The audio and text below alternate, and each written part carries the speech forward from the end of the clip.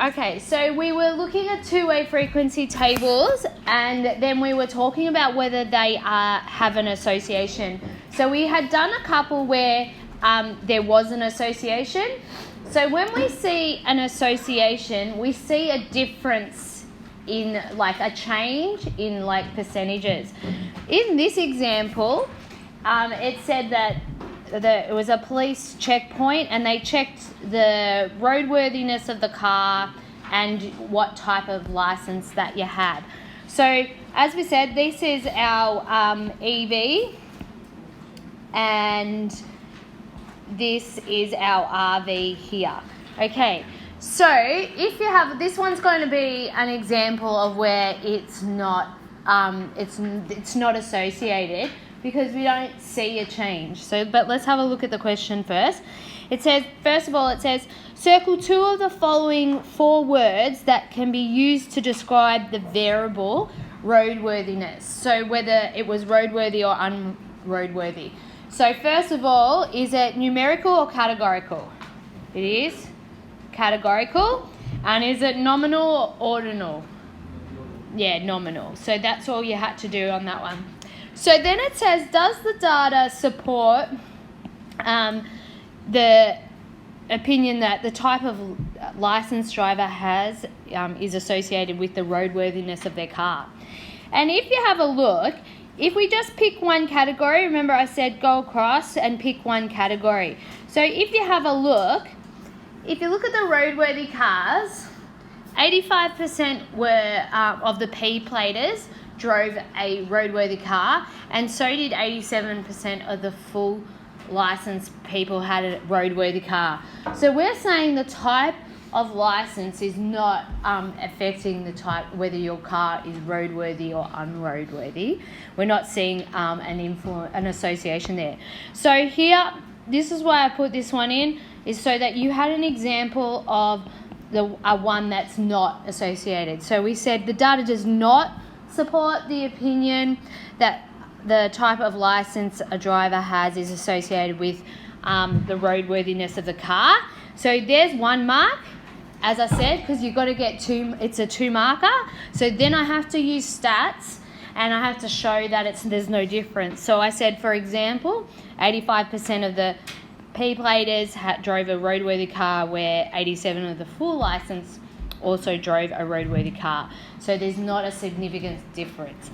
So you just had to put 2. Now, you could have done the unroadworthy stat as well.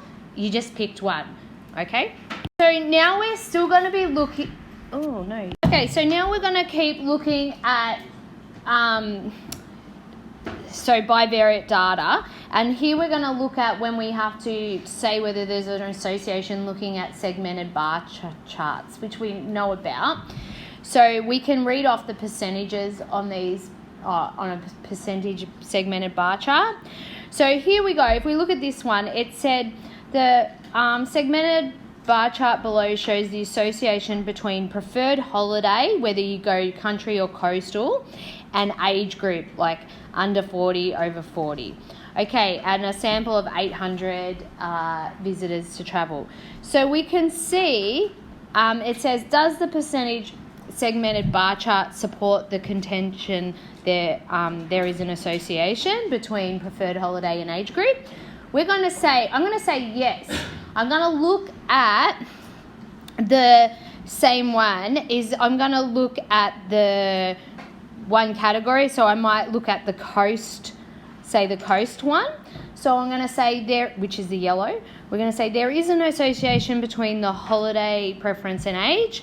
Those aged under 40 are more likely to choose a coastal holiday, and I've read off the 75%. So you can see this one goes up to 75%, and reading down to this one's 60%. Okay, so compared to those aged 40 or over who chose, only 60% chose the coast. So I only had to use one, and there is a difference, and we did that. Okay, so the percentage segmented bar chart below shows the age under 55 and 55 years and over of visitors at a travel convention. They're segmented by preferred of travel destination, domestic or international. So you can see here, so if you're looking at this one is going to be your response variable, whether they went domestic or international. And down here is our EV, the age, whether you are under 50 or over 50. So the data displayed in the percentage segmented bar chart, does it support the contention that there is an association? So you have to find the statement that says it supports it. So what you're going to look for is, and you might want to write this, so you need to have something that shows stats of the same category. So either domestic, we're going to look at domestic, or we're going to look at international, and you're going to compare both. So you need to see both stats of the same category. So e.g., like say domestic. So if you look at that, if you go through them, if we go through them, A, more visitors favour international. No, that's not a good statement. 35% of the visitors under 55 years favour international. Well, that's just great, but that's just talking about the under 55s.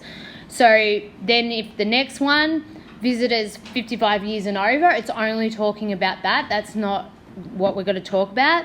But then if you look at D, it says 65% of the visitors under 55 favour domestic, while 45% of the visitors 55 years and over favour domestic. So they've picked the same category, domestic, and then they've quoted the stats for both age groups. So this one is our answer.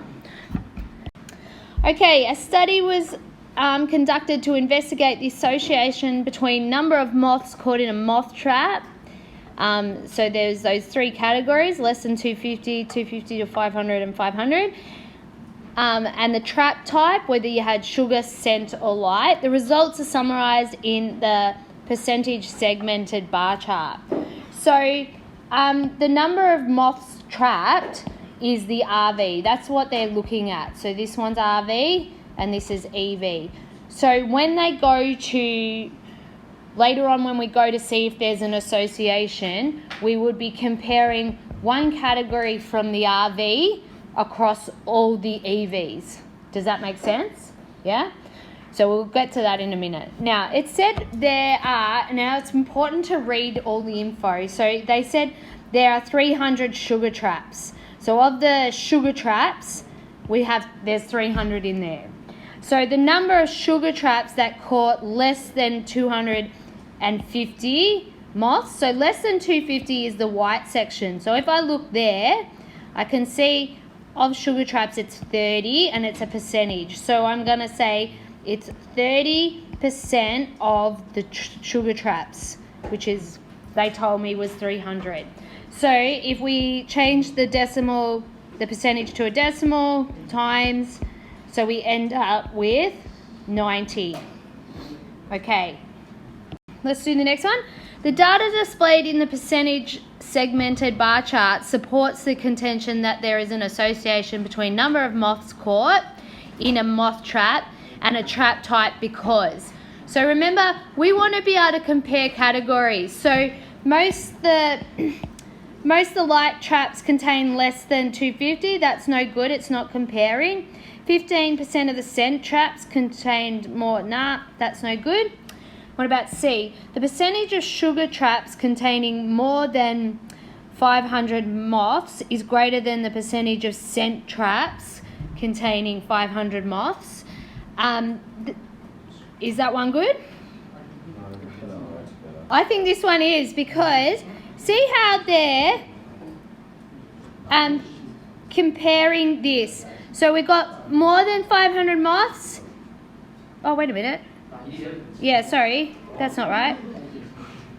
So let's have a look. 20% of the sugar traps contained more than 500 moths, while 50% of the light traps contained no. That's no good. That's comparing difference. 20% of the sugar traps contained more than 500 moths, while 10% of the light traps. This one, is the good one. Why? Because it says more than 500 moths and more than 500 moths. So we're talking about the RV, and then we compare across our EVs. So they talked about sugar traps and light traps. They didn't worry with the scent, but we have changed it. So, E is the correct one.